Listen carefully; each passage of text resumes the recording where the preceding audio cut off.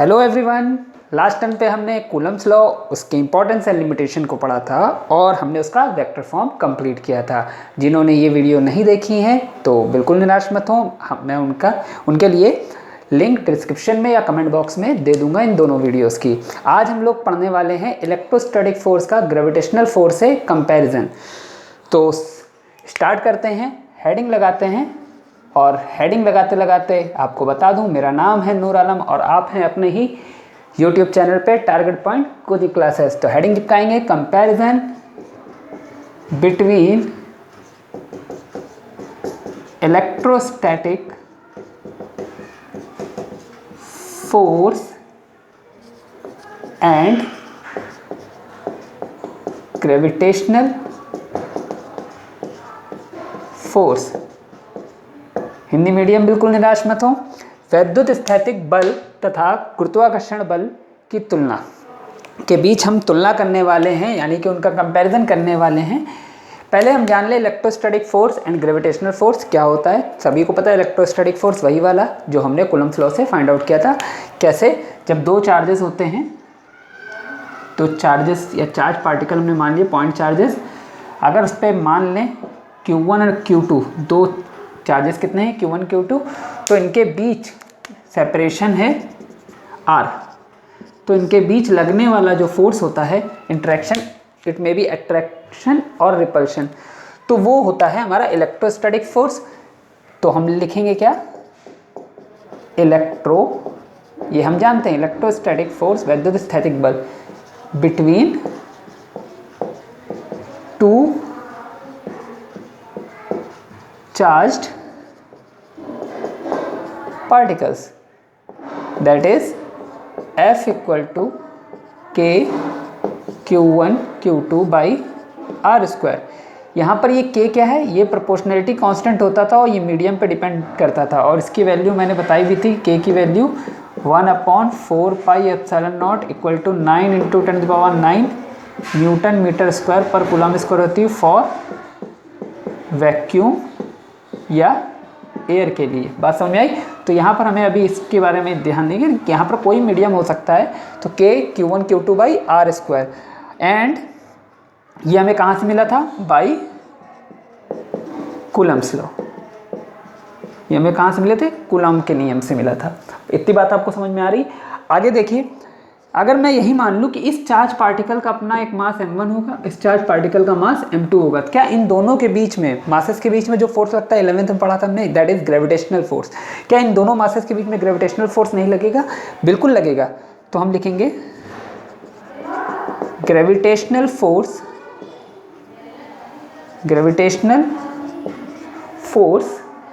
Between two charge particles. दोनों charge particles के बीच में ग्रेविटेशनल फोर्स कितने? पार्टिकल्स या बॉडीज भी कह सकते हैं, फिलहाल बॉडीज छोड़ देते हैं। तो पार्टिकल्स के बीच में, इन्हीं चार्ज पार्टिकल्स के बीच में ग्रेविटेशनल फोर्स कितना लगेगा? F equal to G(m1 m2 by R square. Separation same है। ये हमें कहाँ से मिला था?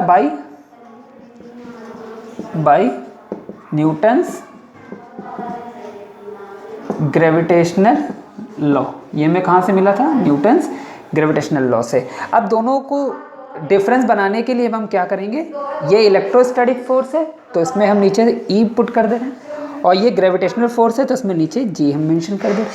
तो ये हमारा कूलम्स लॉ से मिला था हमें electrostatic force between two charge particles, and ये हमारा न्यूटन ग्रेविटेशनल लॉ से ग्रेविटेशनल फोर्स मिला बिटवीन टू चार्ज पार्टिकल्स। अब बात आती है इन दोनों में कुछ सिमिलरिटीज़ हैं और कुछ डिससिमिलरिटीज़ हैं। पहली बात आती है सिमिलरिटीज़ क्या है, तो पहले हम सिमिलरिटीज़ के बारे में पढ़ते हैं।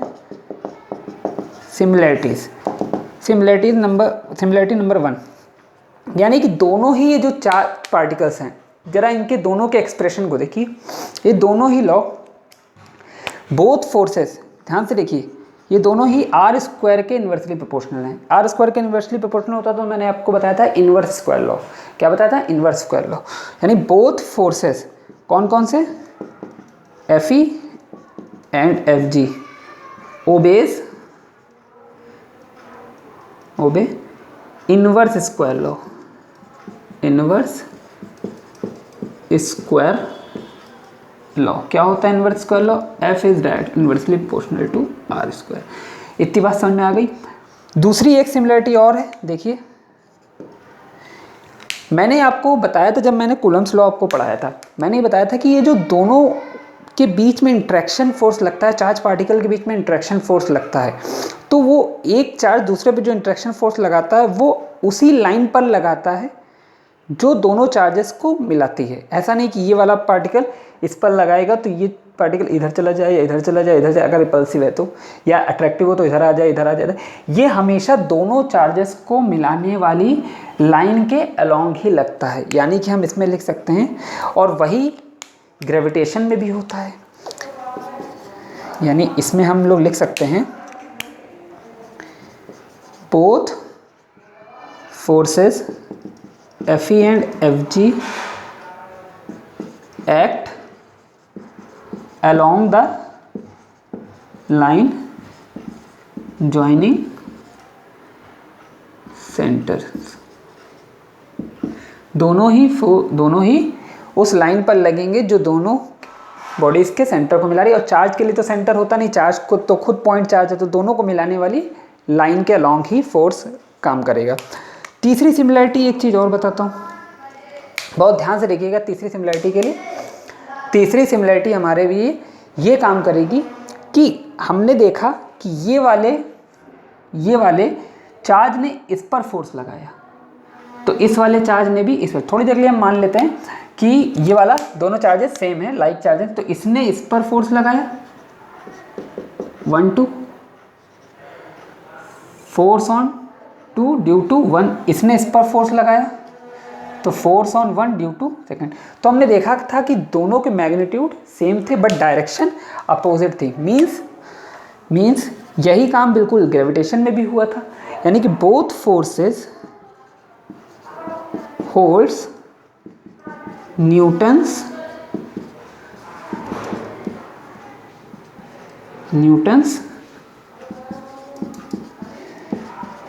Third law, that is action reaction law. यानी कि मैंने क्या लिखा, मैं एक बार हिंदी में बता देता हूँ। दोनों आवेशित कणों के मध्य लगने वाला वैद्युतस्थैतिक बल कूलाम के नियम अनुसार, दोनों आवेशित कणों के मध्य लगने वाला गुरुत्वाकर्षण बल न्यूटन के गुरुत्वाकर्षण नियम अनुसार। दोनों के बीच में समानताएं क्या हैं? पहला, दोनों ही बल इनवर्स स्क्वायर लॉ, यानी कि व्युत्क्रमानुपाती नियम को, व्युत्क्रम वर्ग के नियम को कह सकते हैं इसको हिंदी में, व्युत्क्रम वर्ग का नियम, व्युत्क्रम वर्ग के नियम का पालन करते हैं। और दोनों ही पार्टिकल के केंद्रों को मिलाने वाली रेखा के अनुदिश लगते हैं। दोनों ही वो बल न्यूटन के तृतीय नियम, जो कि हमारा क्रिया प्रतिक्रिया का नियम है, का पालन करते हैं। बात समझ में आ गई। एक सिमिलरिटी और बताता हूँ।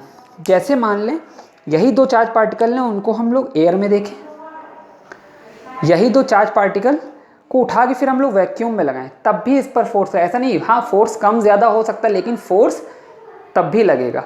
यही काम हम लोग ग्रेविटेशन में करें कि उसे किसी मीडियम में लगाएं या वैक्यूम में लगाएं। ऐसा नहीं कि वैक्यूम में अगर मासेस होंगे तो उनके बीच में फोर्सेस नहीं लगेगा, ग्रेविटेशन भी और इलेक्ट्रोस्टैटिक भी, यानी बोथ फोर्सेस, ये दोनों ही forces, both forces Fe and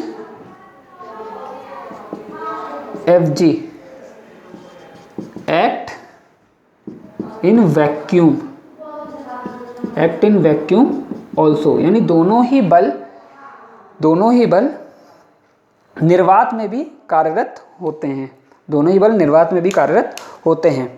फिलहाल मैं फिर से समझा दूं, दो चार्ज पार्टिकल के बीच में लगने वाला विद्युतस्थैतिक बल ये होगा, electrostatic force, and gravitational force यानी कि गुरुत्वाकर्षण बल ये होगा।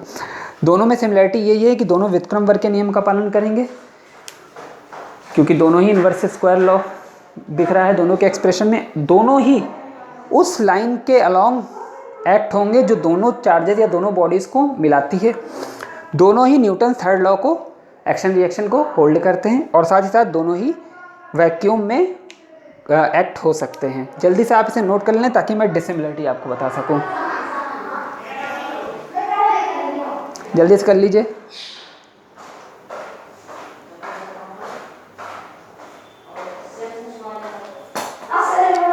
जल्दी से कर लीजिए। एक सिमिलरिटी और है, चाहे तो आप वो भी लिख सकते हैं, लेकिन 4 सफिशिएंट हैं एग्जाम के लिए। लेकिन एक सिमिलरिटी अगर देखना चाहें तो वो भी आप लिख सकते हैं इसमें, जैसे कि दोनों ही फोर्सेस कंजर्वेटिव हैं और नॉन कॉन्टैक्ट फोर्सेस हैं। जैसे कि मतलब दोनों को टच करने की आवश्यकता यहाँ नहीं है, टच नहीं भी कराएंगे तब भी दोनों के बीच में फोर्स लगता है, यानी नॉन कॉन्टैक्ट फोर्स है। और कंजर्वेटिव का मतलब जिस फोर्स से हम कोई वर्क डन करें और वो वर्क डन पाथ पर डिपेंड ना करे, तो ऐसे फोर्सेस को बोलते हैं कंजर्वेटिव फोर्स। ये 11th में आपने पढ़ा था। तो बोथ फोर्सेस लिख सकते हैं, both forces Fe and Fg are conservative in nature and non contact forces. Hindi में बता दूं इसको, दोनों ही संरक्षी बल हैं और दोनों ही अस्पर्शी बल हैं। मतलब अस्पर्शी दोनों को टच कराने की आवश्यकता नहीं, जो बिना टच किए भी एक्ट करते हैं। बात समझ में आई? इतना आप नोट कर लीजिए, फिर डिसिमिलरिटी की तरफ चलते हैं हम लोग। जल्दी से नोट कर लीजिए।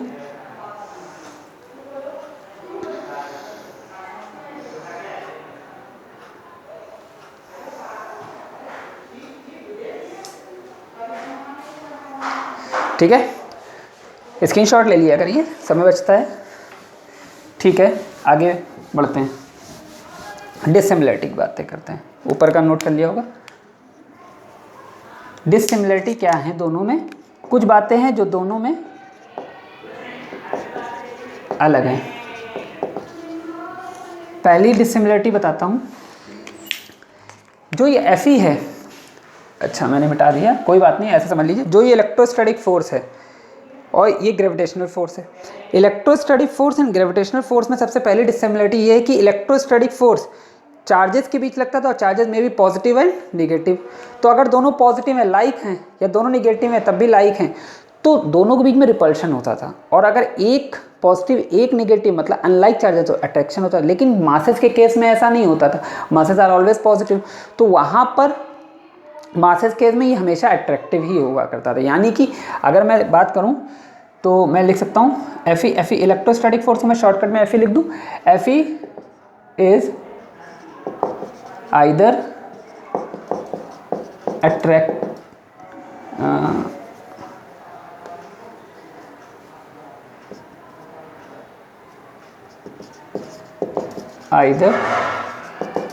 अट्रैक्टिव और repulsive, but Fg is always attractive in nature। यानी कि इलेक्ट्रोस्टैटिक वैद्युत स्थैतिक बल आकर्षित तथा प्रतिकर्षित दोनों ही हो सकते हैं, लेकिन गुरुत्वाकर्षण बल सदैव आकर्षित होगा, मतलब आकर्षण बल होगा। ये बात हमेशा याद रखिए। नंबर 2 डिसिमिलरिटी बताता हूँ। याद है दोनों का फॉर्मूला? अभी लिखा था F इक्वल टू के Q1 Q2 by are square और दूसरा लिखा था G M1 M2 by are square. ध्यान से देखिए, ये K क्या है और ये G क्या है? ये दोनों कॉन्स्टेंट्स हैं, ये दोनों कॉन्स्टेंट। और ये G तो हमारा यूनिवर्सल ग्रेविटेशनल कॉन्स्टेंट था, यूनिवर्सल ग्रेविटेशनल कांस्टेंट।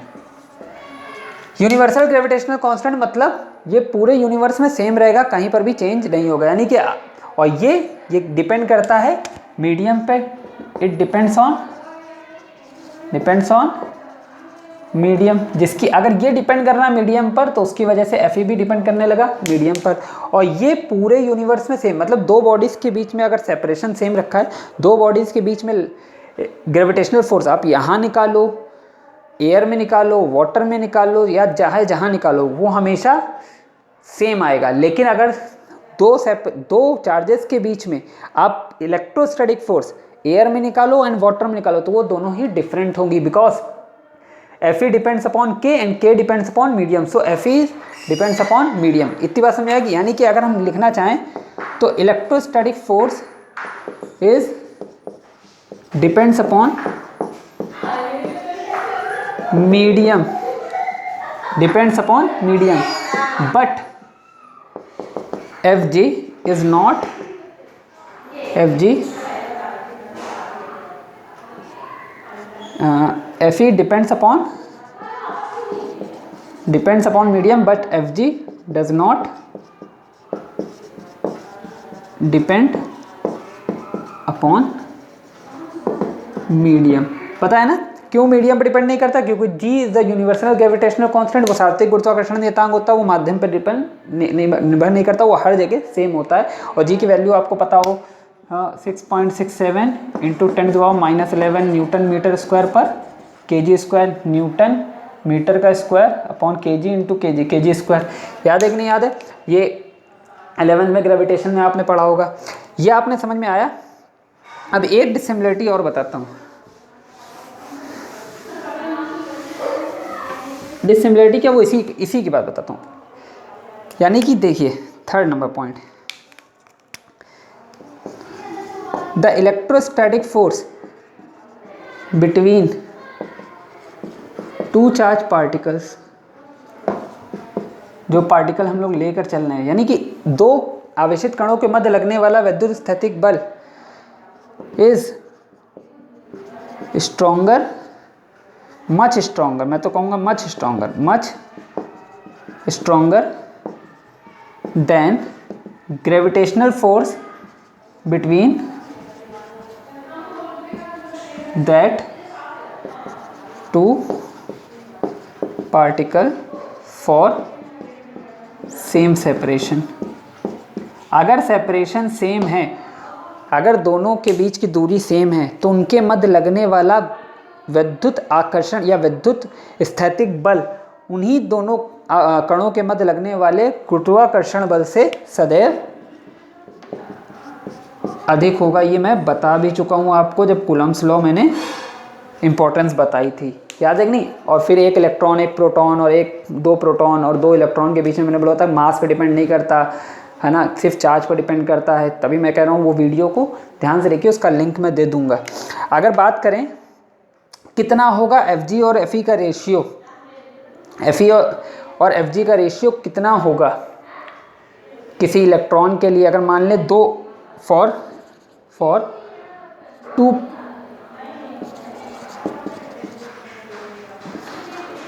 अगर मैं बात करूं बिटवीन टू प्रोटॉन्स, दो प्रोटॉन्स की बात करूं तो कितना होगा? तो ये जो Fe और Fg का रेशियो है, Fe एंड Fg का रेशियो, ये लगभग 10⁻36 टाइम्स होगा।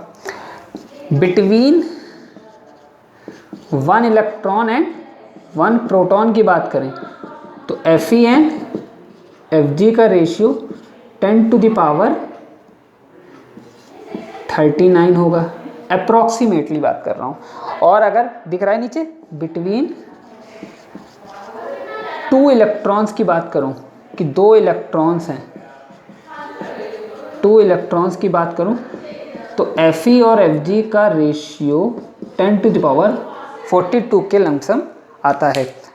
भाई फिर से समझा दूं मैं कि दोनों ही फोर्सेस में डिसिमिलरिटी क्या है कि दोनों ही फोर्स में Fe जो होगा वो या तो अट्रैक्टिव होगा, रिपल्सिव। वो क्यों होगा? लाइक चार्जेस और अनलाइक चार्जेस की वजह से। और Fg हमेशा ही आकर्षण बल होता है, ये आपने ग्रेविटेशन में पढ़ा था। दोनों के बीच में हमेशा आकर्षण, दोनों हमेशा एक दूसरे को पुल करते हैं। Fe depends upon medium, electrostatic force यानी कि विद्युत स्थैतिक बल सदैव माध्यम पर निर्भर करता है, जबकि गुरुत्वाकर्षण बल माध्यम पर निर्भर नहीं करता, क्योंकि G यूनिवर्सल ग्रेविटेशनल कांस्टेंट होता है, हर जगह सेम होता है। Fe between two charged particle is much stronger than Fg between that two particle for same separation। अगर उतनी ही दूरी पर दो चार्ज पार्टिकल रखें, उनके बीच में लगने वाला जो विद्युत स्थैतिक बल है उतनी दूरी पर दो पार्टिकल के मध्य लगने वाले गुरुत्वाकर्षण बल से सदैव अधिक होता है, यानी सदैव प्रबल होता है, ये कह सकते हैं। तो दो प्रोटॉन्स के लिए इतना, एक इलेक्ट्रॉन एक प्रोटॉन के लिए इतना, और दो इलेक्ट्रॉन्स के लिए इतना। मैं देख लेता हूँ फ्रेम में ये आ रहा है कि नहीं आ रहा है। बिल्कुल सही आ रहा है। आप जल्दी से इसे नोट कर लें। तो एक छोटी सी बात बता दूं कि ये कैसे निकाला गया 2 इलेक्ट्रॉन के लिए। देखिए कैसे Fe और Fg का रेशियो, इसे एक क्वेश्चन की तरीके से समझ लीजिए। Find the ratio of Fe and Fg for 2 electrons. अगर हम बात करें यहाँ पर एक इलेक्ट्रॉन और एक इलेक्ट्रॉन यहाँ पर मान ले रहे हैं, इन दोनों के बीच का सेपरेशन R मान ले रहे हैं, तो इलेक्ट्रोस्टैटिक फोर्स कितना होगा इनके बीच में? इलेक्ट्रोस्टैटिक फोर्स, इलेक्ट्रॉन पर चार्ज कितना होता है? माइनस ई, याद है नहीं? और ई की वैल्यू माइनस का 1.6 -19 कूलम फॉर इलेक्ट्रॉन, बात है कि नहीं? बताया था। तो एफ ई के वैल्यू क्या हो जाएगी? के एयर में मान के चलना हो, ठीक है, के Q1 Q2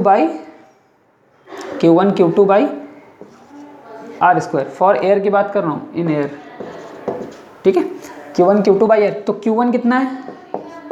ई साइन रखते नहीं, मैंने बताया था, केवल मैग्नीट्यूड रखेंगे, by are square. F E की वैल्यू हो गई k e square by are square. Gravitational force,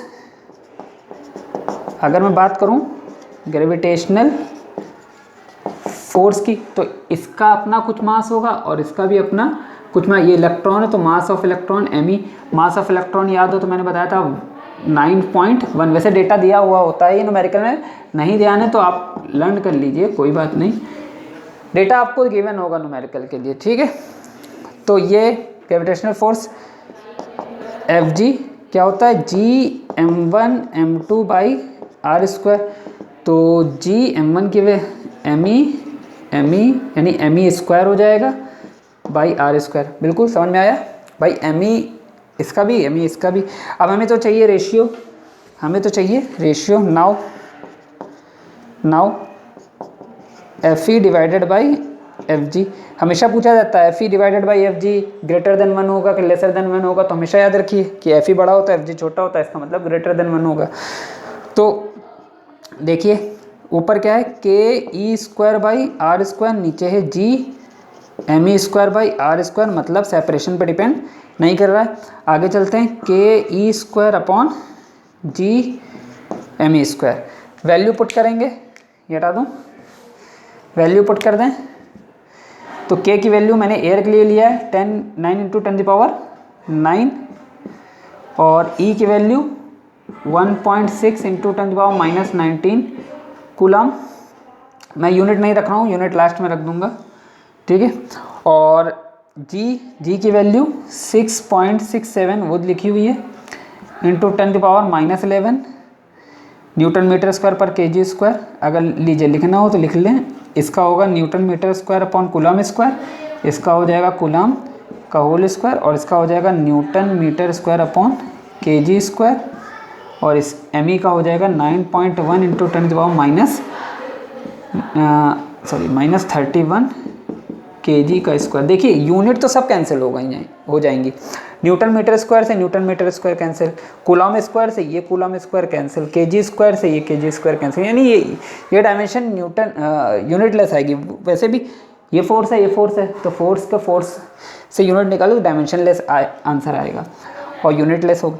जब आप इसे सॉल्व करोगे, इस पूरी वैल्यू को सॉल्व करोगे, तो ऑर्डर ये अप्रॉक्सीमेटली 10⁻42 के अप्रॉक्स ही आएगा। आप सॉल्व कर लीजिएगा इसको, ऑर्डर आप चेक कर लीजिए, 19 और इस 31 का स्क्वायर करके आप सॉल्व करिएगा, 10⁻42 के आसपास आएगा। जल्दी से इसे नोट कर लीजिए। तो एक न्यूमेरिकल और डायमेंशन उसमें निकालनी होती है, तो डायमेंशन का एक न्यूमेरिकल लेते हैं, जल्दी से नोट कर लीजिए, स्क्रीनशॉट ले लीजिए।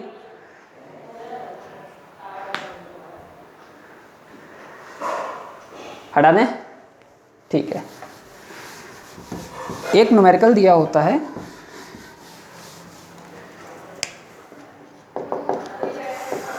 Find the dimensional formula of E square upon epsilon not G M square, M E square, where, मतलब इसका विमीय सूत्र ज्ञात करें जहाँ एम ई क्या है, ये सब दिया हुआ है, मास ऑफ इलेक्ट्रॉन, शॉर्टकट में लिख दूं mass of electron. Epsilon not e क्या है, ई क्या है, charge on electron. Epsilon not क्या है, परमिटिविटी यानी कि निर्वात की विद्युतशीलता, निर्वात की विद्युत परमिटिविटी ऑफ फ्री स्पेस। और जी क्या है, यूनिवर्सल ग्रेविटेशनल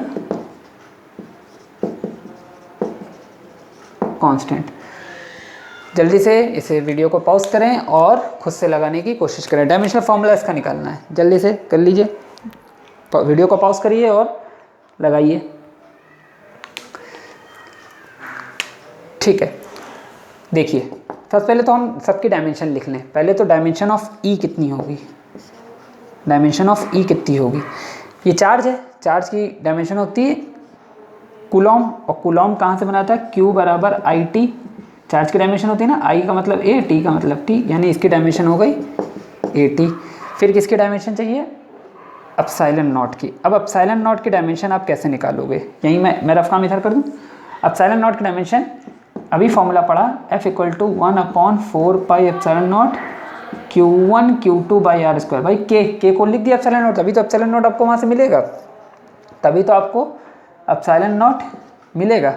तो एप्सिलॉन नॉट की डायमेंशन निकालते हैं, कैसे निकलेगा कि 1/4 पाई एप्सिलॉन नॉट बराबर हो जाएगा FR² Q1 Q2। बिल्कुल सही बात, 1/4 पाई FR² Q1 Q2। तो एप्सिलॉन नॉट मतलब हो गया, पलट दिया, Q1 Q2 FR² और ये गया 4 पाई। तो dimension of epsilon not 4 pi constant उसकी होगी नहीं। कूलॉम का मतलब 80 अपॉन में न्यूटन का मतलब MLT-2 और R का मतलब L2। इसे सॉल्व कर दें भाई। Q1 का मतलब 80 अभी निकाला ना, Q का 80 इंटू 80 और फोर्स क्या हो गया MLT-2, ये हो गया L2। तो ये कितना हो गया, M ऊपर गया, M-1 L-3, देखिए L2 और ये 3 ऊपर जाएगा -3 और T-2 ऊपर जाके +2, फिर T और T यानी T की पावर T4 और A2 यानी कितना आ गया है, M-1 L-3 T4 A2। अब बात आती है G की डायमेंशन। G की डायमेंशन कैसे निकालेंगे, बिल्कुल ऐसे ही, इसे हटा दूँ यहाँ बता दूँ। देखिए G के लिए फॉर्मूला क्या होता है, G के लिए फॉर्मूला F = बिल्कुल ऐसे निकालना है M1 M2 बाई R²। तो G बराबर हो जाएगा FR² अपॉन M1 M2। तो डायमेंशन ऑफ G कितनी हो गई, MLT-2 L2 और नीचे हो गई M एंड M। एक M से एक M कैंसिल, तो एक M ऊपर जाएगा M-1, L ऑलरेडी है, 1 ये 2 ये 3 और T-2 M-1, एक से एक कैंसिल हो गया ना, ये से ये कैंसिल, ये वाला ऊपर गया M-1 L2 और 1 3 और T-2। तो ये हो गई G की डायमेंशन M-1 L3 T-2। अब बचा Me की डायमेंशन। Me एक मास है, मास की डायमेंशन तो कैपिटल M होगी। नाउ रेशियो हमारा क्या था, now the dimensional formula of किसका निकालना है, E² अपॉन में एप्सिलॉन नॉट G Me², इसका निकालना। चलिए E का मतलब AT, नीचे epsilon M-1 L-3 T4 A2 और G के लिए हो गई M-1 L3 T-2 और Me मतलब M2। चलिए सॉल्व कर देते हैं। देखिए M-1 और ये M2, ये से ये कैंसिल, भाई ये m-2 हो गई, m+2 कैंसिल हो गई, l-3 से l-3 + 3 ये कैंसिल हो गई। बात समझ में आ रही नहीं? जो बच गया है उसे लिख दें। ऊपर बच गया a² t² अंदर कर दिया ना, a² t²। नीचे क्या बचा? t⁴ और t⁻², मतलब t4 और t-2। नीचे बचा t2 और साथ में क्या बचा? a2। ध्यान से देखिए, वही तो लिखा है, यानी ये पूरी भी हट गई। यानी क्या बच गया? एक काम करते हैं, पूरे सीक्वेंस से लिख लेते हैं। m से m कट गया तो कितना बच गया? m0, m0 बचा, ठीक है। और l से l कट गया, कैंसिल हो गया, l0 बच गया। t यानी ऊपर और क्या बचा? a2 t2, ठीक है। नीचे कितना बच गया? t4 और t2 a2, यानी a2 और t4 में से t2 गया तो t2, ओके। अब ये भी कैंसिल हो गया, तो फाइनली हमारे पास क्या बचा? m0, l0, t0 और a0। ये हमारा डायमेंशनल फॉर्मूला। m0 मतलब डायमेंशन लेस, इसे हम ये भी कह सकते हैं डायमेंशन लेस। जल्दी से देखिए, यानी ये क्वांटिटी हमारी डायमेंशन लेस है, ठीक है। जल्दी देखिए, समझ में आया कि नहीं है? सबसे पहले हमने सबके डायमेंशनल फॉर्मूले डायमेंशन निकाली, ये हमारे पास सारी डायमेंशन आ गया, उसको ले जाकर इसमें पुट कर दिया तो हमारा डायमेंशन ये आ गया। अब एक बार इसको नोट कर लीजिए जल्दी से। भाई हमारे पास ये सब दिया हुआ था, E हमारा चार्ज है तो चार्ज की Q = IT से निकाल दी। I मतलब करंट है, करंट की A होती है, T मतलब टाइम है, टाइम की कैपिटल T होती है, लिख दिया। अब एप्सिलॉन कहाँ से निकलेगा? कूलम्ब्स लॉ से फॉर्मूला लगाया, एप्सिलॉन को बाहर किया। 4π की कोई यूनिट होती नहीं, कूलम ये फिर से चार्ज है, 80 × 80, F न्यूटन मतलब फोर्स है, R डिस्टेंस है। सॉल्व करा, ये आया। इसी तरह ग्रेविटेशन की निकाली, G m1 m2, फिर फोर्स, सेपरेशन, मास निकाल दिया। सारी वैल्यूज़ को ले जाके, और m ही तो मास है ही है, मास की m होती, रख दिया, पुट कर दिया। इसका एक तरीका और है, देखिए वो भी बता देता हूँ आपको। हटा दूँ इसको? पक्का? ठीक है, स्नैप ले लिया ना? ओके, हटाता हूँ। देखिए एक तरीका और है इसका। एक तरीका ये है कि Fe हमारा कितना होता है? Fe होता है 1/4πε0 Q1 Q2/r²। और जाहिर सी बात है, दो इलेक्ट्रॉनों के बीच लग रहा है, ऐसा ये बोल रहा है। तो दो इलेक्ट्रॉनों के लिए बात करें तो ये कितना हो जाएगा? E × E। और Fg हमारा कितना है? Fg है G mass of electron upon r²। उठा के दोनों को डिवाइड मार दीजिए, Fe/Fg। ये सेकंड मेथड है, ये हमारा सेकंड मेथड है, बढ़िया, जिसे हम लोग कहते हैं चोर मेथड। कौन सा मेथड? चोर मेथड। चोर मेथड लगाएंगे इसमें। देखिए Fe/Fg, तो ये हो गया क्या? कुछ कैंसिल हो रहा है, उसे काट देंगे। ये एक काम करता हूँ, ऊपर क्या आ गया? 1/4πε0, एकदम समझाने के लिए बिल्कुल लिख दे रहा हूँ मैं आपको। नीचे हो गया G me² r² से r² कैंसिल हो गया, तो क्या बच गया ऊपर? E² और नीचे बचा 4πε0 G me², Fe/Fg। अब ध्यान से देखिए, अगर हमें इसकी डायमेंशन, इसकी तो डायमेंशन होती ही नहीं ना 4π की कोई डायमेंशन है ही नहीं, तो फिलहाल तो ये टर्म तो हमारा यही हुआ ना। देखिए, तो एक काम करते हैं ना, ये टर्म निकाल लेते हैं, E² जो हमें चाहिए G me², तो 4π इधर चला गया, 4π Fe/Fg, 4π Fe/Fg। चलिए निकाल लीजिए डायमेंशन। अगर इसकी डायमेंशन निकालनी है E²ε0 G me², तो इधर की डायमेंशन पता होनी चाहिए। 4π कोई डायमेंशन होती नहीं, Fe की डायमेंशन हो गई mL/T-2, और इसकी भी हो गई, दोनों फोर्स हैं, mL/T-2, कैंसिल हो गया, m0 L0 T0।